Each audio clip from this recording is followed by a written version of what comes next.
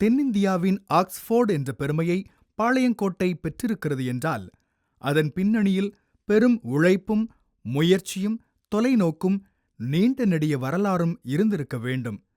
இருந்திருக்க வேண்டும் என்ற யூகத்துடன் நில்லாது, இருந்திருக்கிறது என்றே வரலாறு சொல்கிறது. பாளையங்கோட்டை நகரின் முதல் பள்ளி குளோரிந்தா அம்மையார் அவர்களால் தொடங்கப்பட்டது. மாற்று மதத்தைச் சார்ந்த மராத்தியரான இவர் பிரிட்டிஷ் இராணுவ வீரர் ஹென்றி லிட்டில்டன் அவர்களால் கிறிஸ்துவுக்குள் வழிநடத்தப்பட்டவராவார். என்னடே அகத்தியா, எனக்கு நான் தான் இறங்கி உனக்காக நிற்பேன். இன்னைக்கு நீ முதல்ல இறங்கிட்டா. ஏன் நசுமாவா கவனிக்கலையா?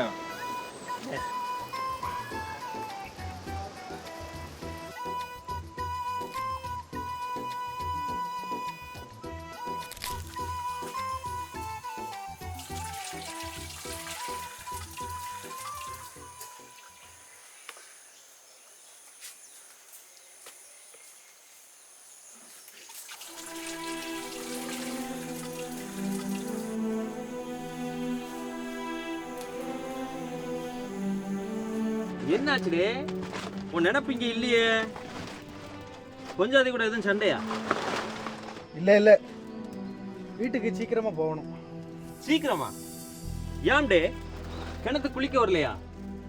அமுதன் கிழங்கு பிடிங்கி வச்சிருக்கேன்னு சொன்னான். கருவாட்டு குழம்பு வேற தயாரா இருக்காண்டே. கிழங்கு சுட்டு சாப்பிட்டு போவோம், ருசியா இருக்கும். என்ன சொல்லுதா? இன்னைக்கு வேண்டாமே, இன்னொரு நாள் போவோம். என்னடே சொல்லுதா அகத்தியா? யாமும் இருக்கா? அமுதன் தோப்புக்கு போகணும்னு சொன்னதே நீதான். நீ வருவேன் அவன் பார்த்துட்டு இருப்பான்டே. சொன்னேன்.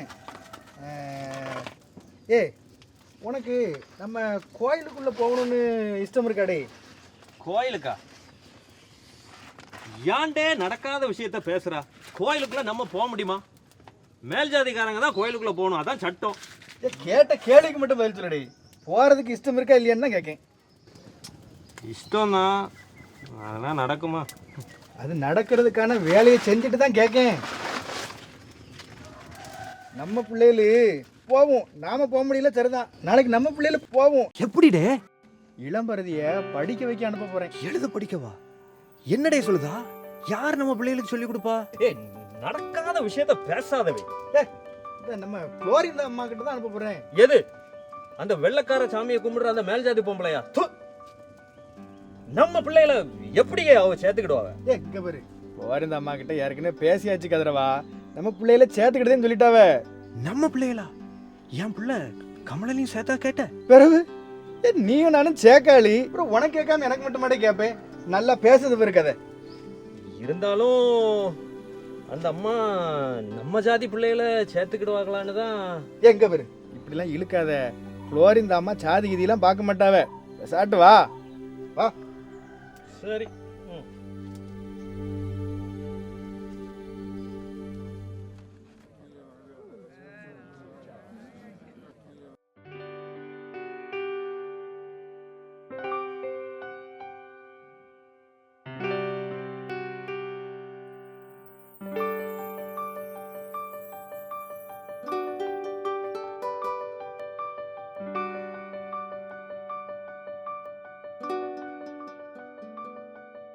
கதிரவா, அங்க பாரு, குளோரிந்தா அம்மா இருக்காவல்ல. பிள்ளைகளோட பாரு என்ன அழகா படிக்குதுங்க. நீ சரியாத்தான்ப்பா சொல்லியிருக்க. இந்த அம்மா எல்லா பிள்ளைகளையும் சேர்த்துக்கிடுவா போலே. கமலா, அந்த அம்மா தான் உனக்கு எழுத படிக்க சொல்லி கொடுப்பாவ. ஒழுங்க கத்துக்கணும், சரியா? வெரசா வா கதிரவா, நம்ம பிள்ளைகளையும் சேர்த்து படிக்க வைப்போம். அகத்தியா, நீ சரியாத்தான்ப்பா சொல்லியிருக்க. நம்மளால எழுத படிக்க முடியல, இப்ப நம்ம பிள்ளைகளை எழுத படிக்க வந்துட்டானுல்ல. இதே மாதிரி ஒரு நாள் நம்மளும் கோயிலுக்குள்ள போவோம், நம்ம வாழ்க்கையே மாறும். ஆமா ஆமா வாங்க.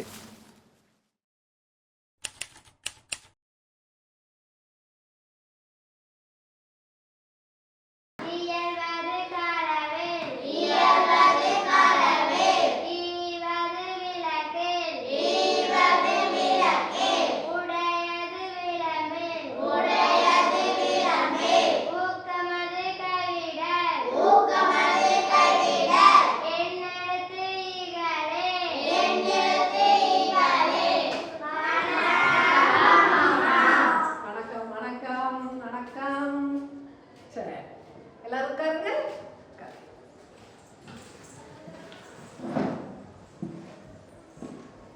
படித்த ஆத்திச்சூடியை நீங்கள் எல்லாரும் சேர்ந்து அழகாக சொன்னீங்க. ரேனியஸ் ஐயர் எழுதின பூகோள சாஸ்திரத்தை பற்றி படித்தோம் இல்லையா, அதிலிருந்து கேள்வி கேட்க போகிறேன்.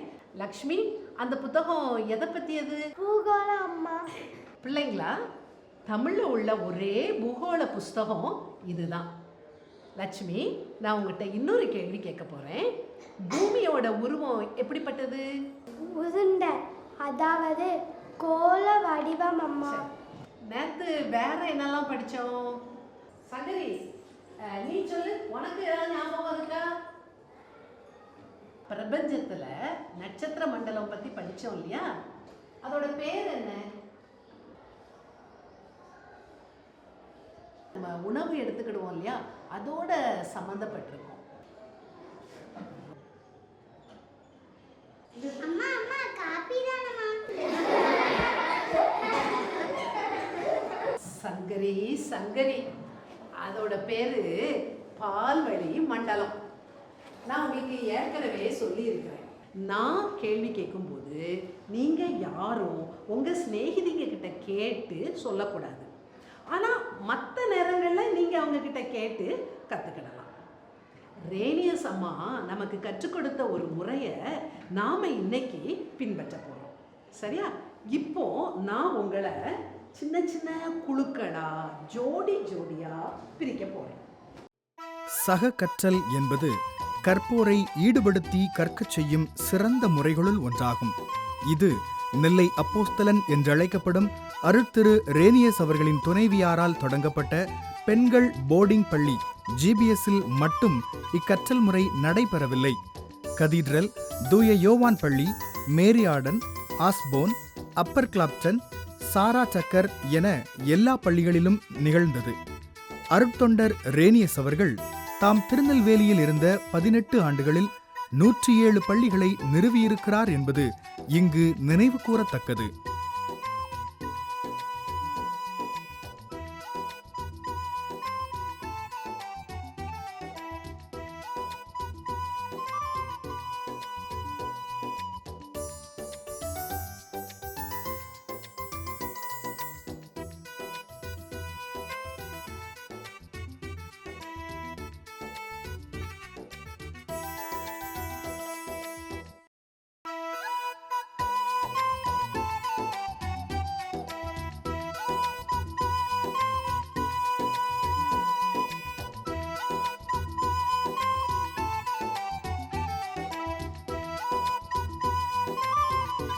நாட்களில் அவர்களின் பெயர் சூட்டப்பட்டிருப்பது இங்கு குறிப்பிடத்தக்கது.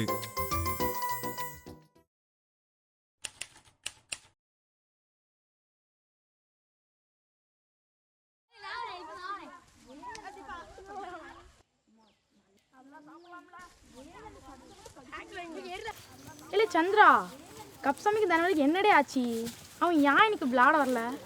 தெரியல முகுதன், கப்சாமி வர மாதிரி தான் சொன்னான். சாப்பிட நேரமாயிட்டு, பசிக்கு. போகிறவெல்லாம் வீட்டுக்கு போய் பார்ப்போம். 2 பேர் இருங்க, இன்னும் ஆட்ட முடியலை. இல்லை மாங்காய் எனக்கு தான் பார்த்துக்கோ, தோத்துட்டேன்னு ஒத்துக்கோ. அதான் குச்சியை கண்டுபிடிக்க முடியல. ஒரு இப்போ கண்டுபிடிச்சி தரேன். நான் ஒன்று சொல்லுதேன்டே, நம்ம இப்போ போய் கப்சாமி தனவனி பார்ப்போம். மாங்கையை பப்பாத்தியை பிரித்து 2 பேர் சாப்பிடுங்க. அது சரிதானே?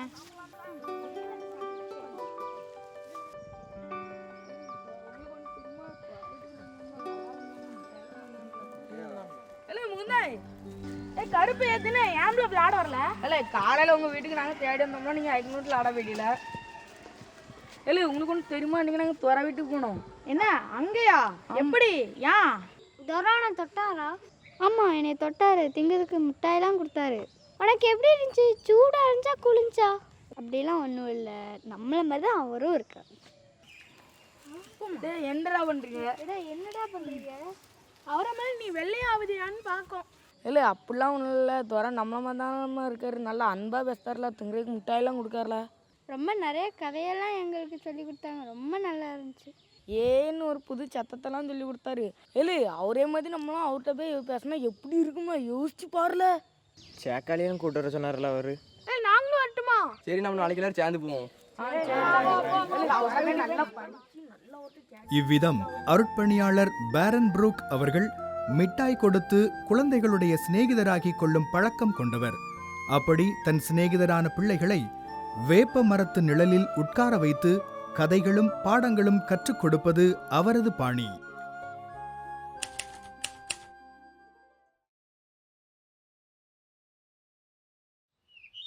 புரட்டாசி ஐப்பசி தை பங்குனி மாசி புரட்டாசி. அரசியக்கா ஏக்கா கிளம்பிட்டியலா? கிளம்பிட்டேன், இந்த வந்துருதேன், கொஞ்சம் பொறுப்புல. காயத்ரி, உன் தங்கச்சியை பார்த்துக்கண்ண, அழுதானா இந்த கடலையை கொடு. ஆ சரியா? ஏக்கா தாரிணி, பிள்ளைகளுக்கு சுடுகஞ்சி வச்சேன், அதான் நேரமாயிட்டு, கிளம்பிட்டேன், போவோமா? இங்கே பாரு, எப்பவும் போல காயத்ரியும் அவள் தங்கச்சியும் வந்திருக்காங்க. யாரும் சண்டை போடக்கூடாது, சரியா? யாரும் வீட்டை விட்டு வெளியில் வரக்கூடாது, புரிஞ்சதா? ம். ஏக்கா, இந்த பூவையும் பொட்டையும் வச்சுட்டு போயிடுவோம். கோயில் முத்தத்தை தொடச்சி எடுத்தியாப்ல? நேத்தே தொடச்சி எடுத்துட்டேன்க்கா. உள்பக்கத்தை இன்னைக்கு காலைல தான் பெருக்கினேன். கடவுளே, இன்னைக்கு எந்த ஆம்பளையும் இருக்கக்கூடாதுக்கா. இருப்பானுவ, வேற எங்க போவானுவன்னு நினைக்கிற? உனக்கு முன்னாடியே ரொம்ப நாளா எனக்கு இவனுவள தெரியும். அவனுவ திருப்தியே ஆக மாட்டானுவ. இதுக்கு வேற வழியே இல்லையாக்கா? எல்லாம் நம்ம தலை விதி தாரணி. இந்த பிடியில இருந்து வெளியில வந்தாலும் வேற என்ன செய்ய முடியும்னு எனக்கு தெரியல. நமக்கு யார் வேலை கொடுப்பா சொல்லு? வேற கிராமத்துக்கு போய் வேலை எதுவும் தேட முடியாதாக்கா? நம்ம லேசு வாக்குல யோசிச்சிருந்தோம். உன் பிள்ளைகளை பத்தி நினைச்சுப்பாரு, என் பிள்ளைகளையும் சேர்த்துதான். மொத்தம் 6 பிள்ளைகள் இருக்கு. இதுவளுக்கு அப்ப யாருனாவது நமக்கு தெரியுமா? ஆம்பளை துணை இல்லாம இதுவளை கூப்பிட்டு புது இடத்துக்கு போனா சோறு கூட போட முடியாது, பாத்துக்க. அப்படின்னா நம்ம பிள்ளைங்களுக்கு என்னதாக்கா எதிர்காலம்? அன்னைக்கு இந்த உருளைக்கிழங்கு வியாபாரி இல்ல, நம்ம காயத்ரியை பார்த்துக்கிட்டே இருந்தாக்கா. புறம் வந்து பூசாரி கிட்ட போய் பேசினேன். அந்த பூசாரி அன்னைக்கு ராத்திரியே நம்ம காயத்ரிய சீக்கிரம் சாமிக்கு நேர்ந்து முன்னாடி கேக்குறாருக்கா. எனக்கு கிருகிருன்னு வருதுக்கா. அவன் வெறும் 5 வயசு பிள்ளைக்கா. என் பிள்ளைக்கு இந்த நிலைமை வேணாக்கா. நான் கண்டுக்கிடாம இருக்கேன்னு நினைக்கியாப்ல? இன்னைக்கு காயத்ரியை கேட்டவன் நாளைக்கு ஏன் பிள்ளைகளையும் கேட்க மாட்டான்னு என்ன நிச்சயம்? ஆனா உனக்கு என்ன பார்த்தா கவலைப்படுற மாதிரி தெரியலல்ல? ஏக்கா, தப்பிக்க திட்ட எது வச்சிருக்கீங்களா? என் பிள்ளை சேர்த்துக்கா, நல்லா இருப்பீக்கா. போன வாரம் கோயில் தோட்டத்துல களை பறிக்க போனேன் பாரு. அப்பதான் இந்த விஷயத்த கேள்விப்பட்டேன். அன்னைக்கு இந்த வெள்ளைக்காரனுவ பூராத்தையும் கெடுத்துட்டானுவ. அவனு வேலையை மட்டும் பார்த்துட்டு போலாம்ல. நம்மளை கெடுத்து குட்டிச்சவராக்குறது தானே அவனுவ வேலையே. நம்ம வயிற்றுல அடிக்கானுவ. ரொம்ப பேசாதீங்க, போய் முதல்ல விவரத்தை கேட்போம். ஆமாம், அவன் அப்படி அங்கே என்னதான் பண்ணுறா? நம்ம கோயிலுக்கு பக்கத்தில் கொஞ்ச நாளாக கட்டட வேலை நடக்கு. பாத்தியலா சாமி? அந்த கட்டட வேலை முடிஞ்சிட்டு. அதுக்கு என்ன போய், அதனால நமக்கு என்னங்க? அதை ஒரு துறை தான் திறந்து வச்சாராம். துறையா? அவன் எதுக்கு கோயிலுக்கு பக்கத்தில் கட்டுறா? அவ கடவுளுக்கோ? இல்லை சாமி, அன்னைக்கு துறப்புழாக்கு போயிருந்த ஒரு ஆள் தான் சொன்னார். அங்கே வச்சு பிள்ளைகளுக்கு எழுத படிக்க சொல்லி கொடுக்க ஆகலாம். எந்த பிள்ளைகளுக்குன்னு தெரியுமா? எந்த பிள்ளைகளுக்கு? நம்ம தேவதாசிமார் பிள்ளைகளுக்காம். நிஜமாவா போய்? ஆமாம் சாமி, மாடசாமி சொல்கிறது சரிதான். அந்த துறை தேவதாசி மார்க்கெட்டெல்லாம் பிள்ளைகளை எழுத படிக்க அனுப்பி வைங்கன்னு சொல்லியிருக்காராம். நம்மளால் ஒன்றும் பண்ண முடியாது. தேவதாசிமார் பிள்ளைகள்லாம் எழுத படிச்சுட்டா என்ன ஆகும்? நம்ம கோயிலில் யார் சேவை செய்வா? கோயிலை யார் சுத்தம் பண்ணுவா? இதை இப்படியே விடப்படாது போய். முதல்ல இதை நம்ம பூசாரிகள்கிட்டையும் சொல்லி கோயில் நிர்வாகத்தையும் சொல்லி இதுக்கு ஏதாவது பண்ணணும். சும்மா விடப்படாது போய். இதான் காரணம் தாரணி.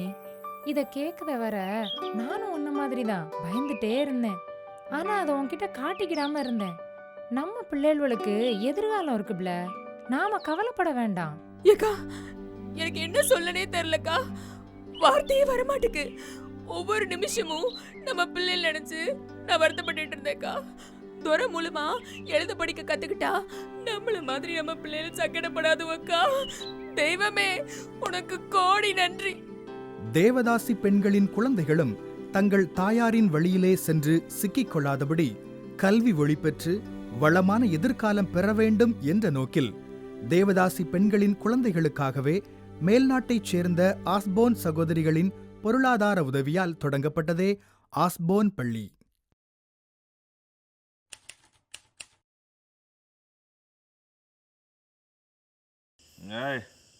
என் ஆட்டத்தை பாரு, நீ தோக்க போற. நான் தோக்க போறவனா?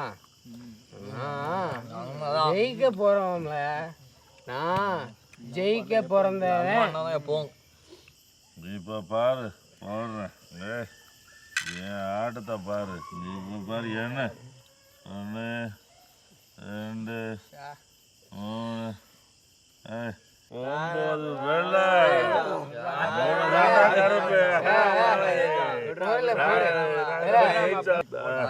போடுதேன் பாருல. புளிய முத்தை எடுங்கல. நான் போடுவேன் பாரு வேளா. நம்ம அண்ணனுக்குள்ள போனேன். நம்ம தான் ஜெயிக்கிறோம். போடுறேன். வேளா இப்ப பாருல. பாரு நான் சொன்னேன்ல, ஜெயிக்க போறேன். 5 தடவை ஜெயிச்சிருக்கேன்ல. நீ 2 தடவை தான் ஜெயிச்சிருக்க. நீயும் உன் ஆளுவலும் என் ஆளுவலுக்கு ஒரு கொடுக்கணும். குடுல நாங்க பங்கு போட்டு கொடுத்தோம்.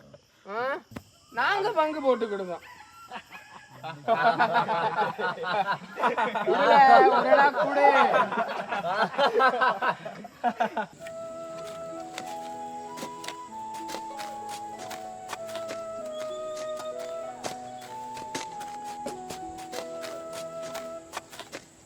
நல்ல வேலைக்காரங்க சத்தியமணி, வேலை ஜரூரா நடக்குது பாரு. ஆமாங்க ஐயா, வேலை வேகமாக தான் நடக்குது. கட்டுமான வேலை ஆரம்பிக்கணும். எப்போ முழுசா முடியும்? ஐயா ஒரு 3 நாளைக்குள்ள முடிச்சிடலாங்க ஐயா. ஏப்பா 3 நாளா? 2 நாள்ல முடிக்க முடியாதா? முடிச்சிடலாங்க ஐயா, நான் ஆள் விட்டு சொல்லுதேன்.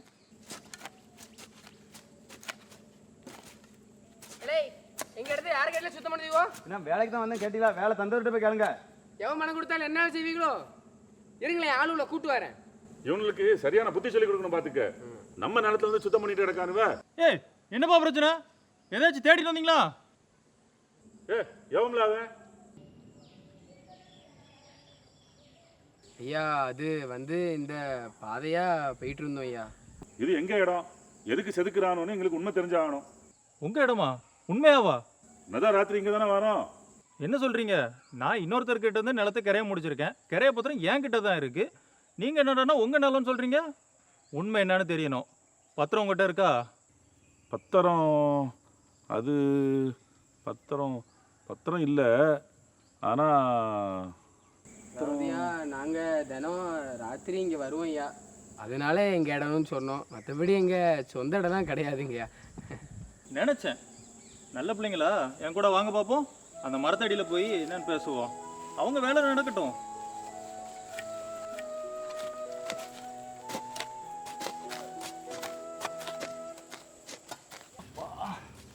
என்னையா உங்க பேர் என்ன? என் பேர் வேலை. நம்ம ஸ்நேகிதன் ஆறுமுகம். நல்ல பேர்.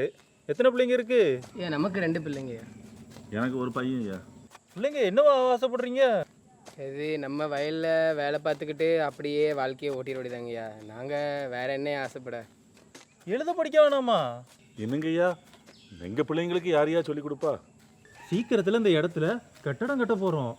படிக்கணும்னு ஆசைப்படுற எல்லா பிள்ளைங்களும் இங்கே வந்து படிக்கலாம். படித்தவங்கள வச்சு படித்து கொடுக்குறோம். நானும் படித்து கொடுப்பேன். உங்கள் பிள்ளைங்க படிக்கணும்ல? ஆமாய்யா, படிக்கணும். அதுக்கு தான் இங்கே கட்டடம் கட்ட போகிறோம். சரி, உங்களுக்கு ஒரு வேலை தரேன். இங்கே நடக்கிற எல்லா வேலையும் யாரும் தொந்தரவு பண்ணாமல் பார்த்துக்கிறது தான் உங்கள் பொறுப்பு. சரிதானே? சரி. உங்கள் பிள்ளைங்க இங்கே படிக்கணும்ல? ஆமாய்யா. இப்படிப்பட்ட சூழ்நிலையில்தான் ஆண் சிறுவர்களுக்கான பள்ளி 1895 திறக்கப்பட்டது. அப்போது சிஎம்எஸ்ஸின் செயலாளராக மெட்ராஸில் இருந்த அருட்திரு ஏஹெச் ஆடன் அவர்கள் திறப்பு விழாவுக்காக வருகை தந்திருந்தார். அவர் இப்பள்ளியின் அழகையும் இதற்கான முயற்சிகளையும் பார்த்து வியந்தார். இறந்துவிட்டிருந்த தன்னுடைய மகள் மேரியின் நினைவாக அவர் இந்த பள்ளிக்கு மேரி ஆடன் ஆண்கள் பள்ளி என்று பெயரிட்டார்.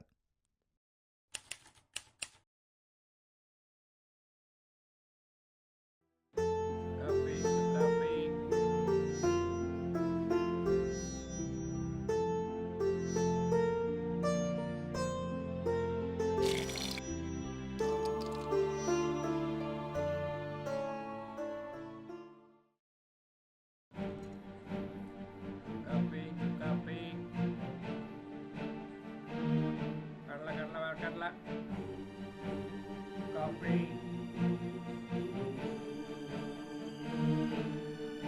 காஃபி. வர்க்கா. பணம் கொண்டு வந்தீங்களா? இந்தா காசு. ரொம்ப நன்றி. நாளைக்கு வாங்க. சிக்கலான கேஸ் ஒன்று இருக்குன்னு நினைக்கிறேன். அப்பனுக்கும் தாத்தனுக்கும் ஆம்பளை பிள்ளை தான் வேணுமா? யாரு கண்டா பொம்பளை பிள்ளை இருந்தால் நீங்களே கொண்டு போயிருங்க. வரேன். ஒரு பொம்பளை பிள்ளை கூட சாகக்கூடாது, புரிஞ்சுதா? ஏமியம்மா பொம்பளை பிள்ளைங்கள வாங்கிக்கிடுவாங்க.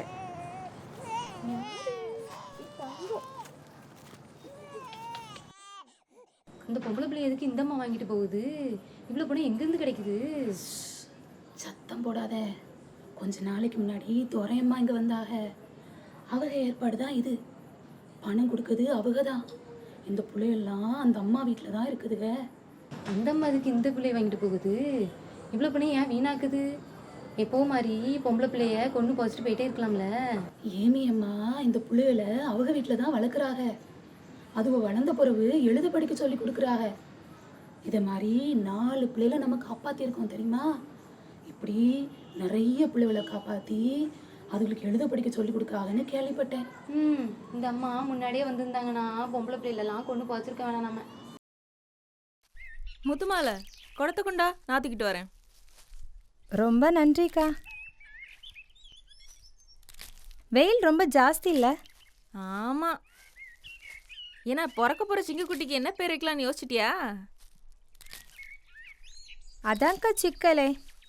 பொம்பளை பிள்ளைய பிறந்தா என்ன செய்ய? ஏன் ஆம்பளை பிள்ளை தான் வேணுங்கானா உன் புருஷன்? அவரை சமாதானப்படுத்திடுவேங்க்கா. ஆனால் என் மாமனார் இருக்காருல்ல, பொம்பளை பிள்ளையா பிறந்தா கொன்னுருவேன்னு சபதம் போட்டிருக்காருக்கா. அவர் சொல்லுதாருக்கா, அழகு இருக்கல்ல, போன மாதம் அவள் பிள்ளை வாயில சாணியை திணிச்சு கொன்ன மாதிரி என் பிள்ளைய கொன்னுருவேன்னு சொல்கிறாருக்கா. என் பிள்ளை சாகக்கூடாதுக்கா, என் பிள்ளை வாழணும். கடவுளே, நீ இருக்கிறது உண்மைனா என் பிள்ளைய காப்பாத்தி இருப்பா. முத்துமாலை சத்தமா பேசக்கூடாது. நம்ம வீட்டுக்கு போவோம், அங்க போய் என்ன பண்ணலான்னு பேசிக்கலாம். வா, அழாத. இதுக்கு மேல நடக்க முடியாதுக்கா. இங்கே நின்னுடலாம். ரொம்ப சோர்வா இருக்கு. சரி உக்காரு.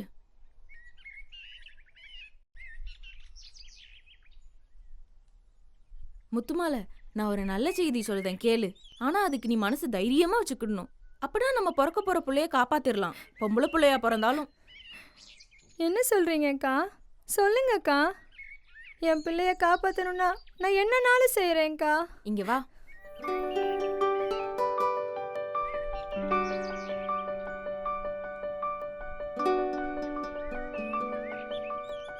சரியா? சரிக்கா, சரி. ஏல ஆம்பளை பையலால தானே இருக்கோம்.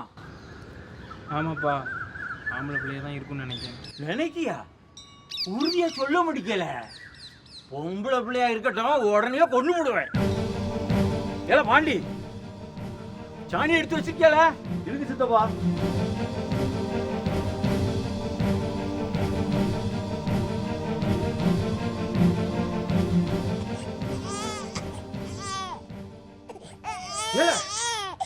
ஆம்பளை பையன் பொம்பளை கல்வியால. பொம்பளை பிள்ளையா நல்ல கெதியா இருக்கு.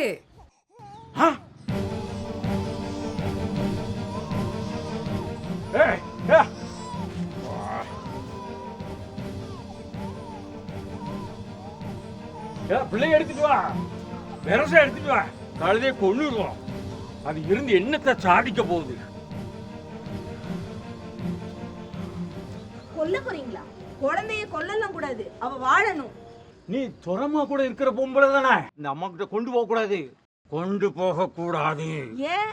நீங்க உங்க பேத்திய கொல்றதா இருந்தா அம்மா உங்க பேத்தி காப்பாத்ததான் செய்வாங்க. துறமா கிட்ட மட்டும் வம்பு வச்சுக்கிட்டீங்கன்னா என்ன நடக்கும்னு தெரியும்ல. இங்க பாருப்பா, உன் பிள்ளைக்கு நல்ல படிப்பு கிடைக்கும். அவ சந்தோஷமா ஆசீர்வாதமா இருப்பா. எப்பனாலும் உன் பொஞ்சாதியும் நீயும் சேர்ந்து வந்து பிள்ளைய நீங்க பார்க்கலாம். பின்னால ஒரு நாள் உங்க வீட்டுல நிலைமை சரியானா உன் பிள்ளைய தாராளமா கூட்டிட்டு போலாம். திருநெல்வேலியின் குக்கிராமங்களிலும் மிஷனரிகள் பள்ளிக்கூடங்களை தொடங்கியதால் இன்று நம் வாழ்வின் தரம் மேம்பட்டிருக்கிறது. ஆனால் நூற்றாண்டுகளை கடந்த அப்பள்ளிகளில் பல இன்னும் ஓட்டுக் கட்டிடங்களாகவே இருக்கின்றன. தமிழ் வழி கல்வியை வழங்கும் நம் பள்ளிகள் இன்னும் பல தலைமுறைகளுக்கு பயனளிக்க வேண்டாமா? நம் வாழ்க்கை தரத்தினை உயர்த்திய இப்பள்ளிகளின் மேம்பாட்டில் நம் கைகளும் இருக்க வேண்டாமா? வேர்களை தேடிய நீண்ட நெடிய பயணத்தில் இன்னும் ஏழ்மை நிலையில் இருக்கும் சிறாரின் மேம்பாட்டிற்கு பங்களிக்கும் நம் பள்ளிகளின் கட்டமைப்பை வலுப்படுத்துவதில் நம் பங்களிப்பு என்ன? எழுந்து கட்டுவோம், வாருங்கள்.